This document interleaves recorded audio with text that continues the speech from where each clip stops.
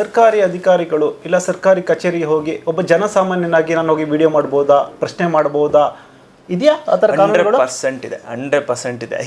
ಯಾವ ಕಾನೂನಲ್ಲೂ ಕೂಡ ನೀನು ಪೊಲೀಸ್ ಸ್ಟೇಷನ್ಗೆ ಹೋಗಿ ಸರ್ಕಾರಿ ಕಚೇರಿಗೆ ಹೋಗಿ ವಿಡಿಯೋ ಮಾಡಬೇಡ ಅಂತ ಎಲ್ಲೂ ಹೇಳಲ್ಲ.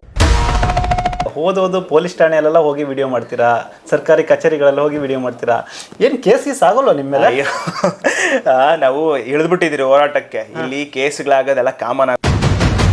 ಏನೋ ಒಂದು ಕಮೆಂಟ್ ಮಾಡ್ತಿದ್ರೆ ನಿಮ್ಮನ್ನು ಪೊಲೀಸ್ ಒದ್ದು ಒಳಗಾಗ್ತಾರೆ ಅಂತ ಆ ಥರ ಇದೆಯಾ ಸರ್? ಡೈರೆಕ್ಟ್ ಒಳಗಾಗ್ತಾರಾ? ನೀವು ಕಮೆಂಟ್ ಮಾಡೋದಕ್ಕೆಲ್ಲ ಒದ್ದಾಕಂಗಿದ್ರೆ ಆ್ಯಕ್ಚುಲಿ ಕಮೆಂಟ್ ಮಾಡೋದು ಕೂಡ ಒಳ್ಳೆ ರೀತಿಯಲ್ಲಿ ಕಮೆಂಟ್ ಮಾಡಿದ್ರೆ ಯಾರು ಸೊ ಒದ್ದು ಒಳಗಾಗಿ ಯಾವ ಪೊಲೀಸರಿಗೆ ಒದೆಯೋ ಅಧಿಕಾರನೂ ಇಲ್ಲ. ಅಂದರೆ ಪೊಲೀಸವ್ರು ನಮ್ಮ ಮೇಲೆ ಕೈ ಮಾಡ್ಬೋದಾ? ಇಲ್ಲ, ಪೊಲೀಸರು ಯಾಕೆ ಕೈ ಮಾಡೋಕ್ಕಾಗುತ್ತೆ? ಪೊಲೀಸವರು ನಮ್ಮ ಮೇಲೆ ಯಾವುದೇ ರೀತಿ ಅಲ್ಲೇ ಮಾಡೋದೇ ಇಲ್ಲ. ಏನು ಕಾನೂನು ಏನು ಹೇಳ್ತೀನಿ ಸರ್?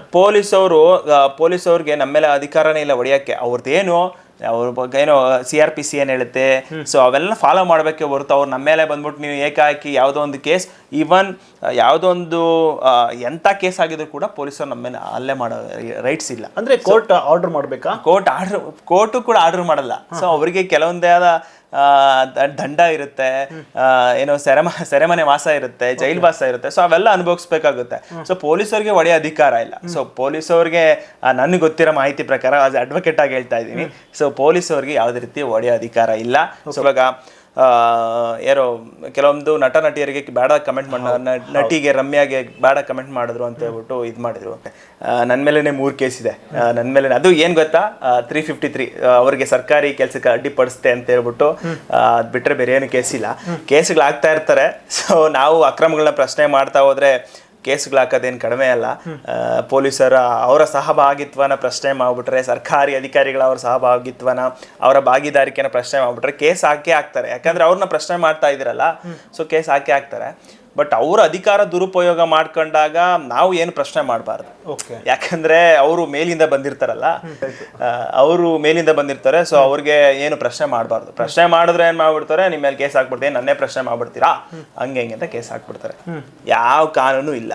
ನೀವು ಅದೇನೋ ಡಿಫೆನ್ಸ್ ಅಂದ್ರೆ ಏನೋ, ಇವಾಗ ಅವ್ರಿಗೆ ಏನೋ ಡಿಫೆನ್ಸ್ ಅಲ್ಲಿ ವಿಡಿಯೋ ಮಾಡಬಾರ್ದು ಅಂತ ಇರುತ್ತೆ. ಯಾಕಂದ್ರೆ ಅವ್ರ ರಕ್ಷಣೆಗೆ ಸಂಬಂಧಪಟ್ಟಂತೆ ಸೊ ವಿಡಿಯೋ ಮಾಡಬಾರ್ದು ಅಂತ ಇದೇನಿಲ್ಲಲ್ಲ. ಈ ಸರ್ಕಾರಿ ಅಧಿಕಾರಿಗಳು ಎಲ್ಲ ಅದು ಇದು ಮೊನ್ನೆ ಕೂಡ ಅಂದ್ರೆ ಜನರಿಗಾಗಿ ಕೆಲಸ ಮಾಡೋಕೆ, ಹೌದು, ಜನರಿಗಾಗಿ ಕೆಲಸ ಮಾಡ್ತಾರೆ.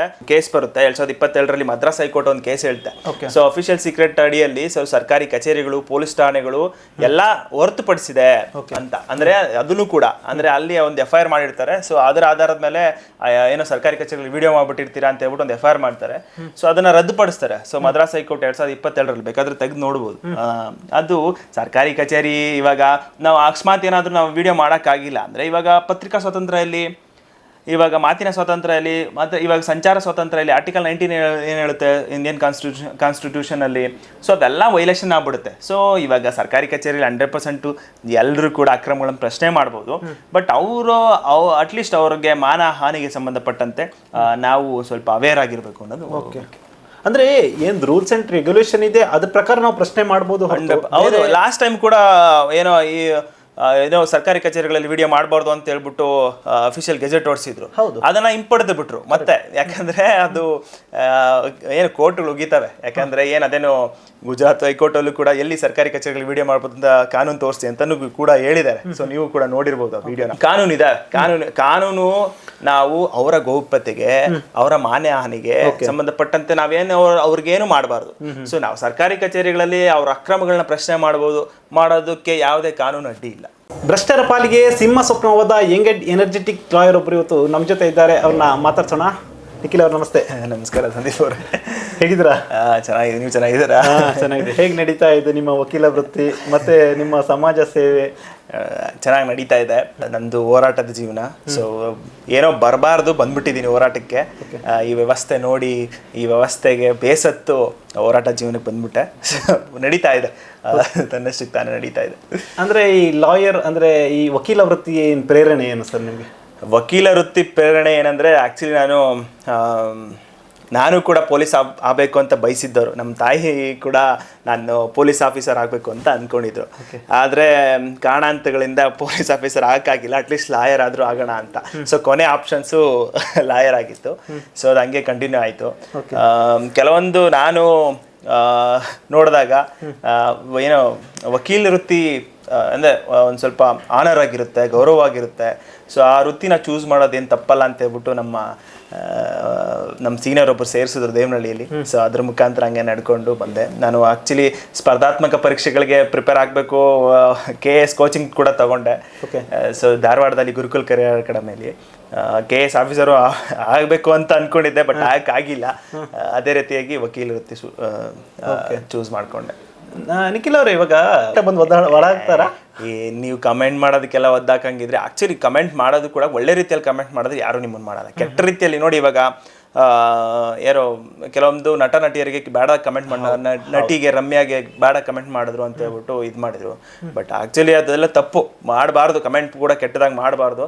ಸೊ ನಾವು ಮಾತಾಡೋ ಭಾಷೆ ಕೂಡ ಕೆಟ್ಟದಾಗಿ ಮಾತಾಡಬಾರ್ದು. ಸೊ ಕಮೆಂಟ್ ಮುಖಾಂತರ ಆಗಲಿ, ಮಾಡೋ ಮಾತಿನ ಮುಖಾಂತರ ಆಗಲಿ ಯಾರು ಕೆಟ್ಟದಾಗ ಕಮೆಂಟ್ ಮಾಡ್ಬೋದು.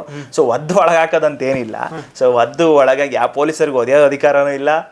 ಅಂದ್ರೆ ಪೊಲೀಸರು ನಮ್ಮ ಮೇಲೆ ಕೈ ಮಾಡ್ಬೋದಾ? ಇಲ್ಲ, ಪೊಲೀಸರು ಯಾಕೆ ಕೈ ಮಾಡೋಕ್ಕಾಗುತ್ತೆ? ಪೊಲೀಸವರು ನಮ್ಮ ಮೇಲೆ ಯಾವುದೇ ರೀತಿ ಅಲ್ಲೇ ಮಾಡೋದೇ ಇಲ್ಲ. ಏನು ಕಾನೂನು ಏನು ಹೇಳ್ತೀನಿ ಸರ್, ಪೊಲೀಸವ್ರಿಗೆ ನಮ್ಮ ಮೇಲೆ ಅಧಿಕಾರನೇ ಇಲ್ಲ ಹೊಡೆಯೋಕ್ಕೆ. ಅವ್ರದ್ದೇನು ಅವ್ರ ಬಗ್ಗೆ ಏನೋ CRPC ಏನು ಹೇಳುತ್ತೆ, ಸೊ ಅವೆಲ್ಲ ಫಾಲೋ ಮಾಡಬೇಕೆ ಹೊರತು ಅವ್ರು ನಮ್ಮ ಮೇಲೆ ಬಂದ್ಬಿಟ್ಟು ನೀವು ಏಕಾಏಕಿ ಯಾವುದೋ ಒಂದು ಕೇಸ್, ಈವನ್ ಯಾವುದೋ ಒಂದು ಎಂಥ ಕೇಸ್ ಆಗಿದ್ರು ಕೂಡ ಪೊಲೀಸರು ನಮ್ಮ ಮೇಲೆ ಅಲ್ಲೇ ಮಾಡೋ ರೈಟ್ಸ್ ಇಲ್ಲ. ಅಂದರೆ ಕೋರ್ಟ್ ಆರ್ಡರ್ ಮಾಡಬೇಕಾ?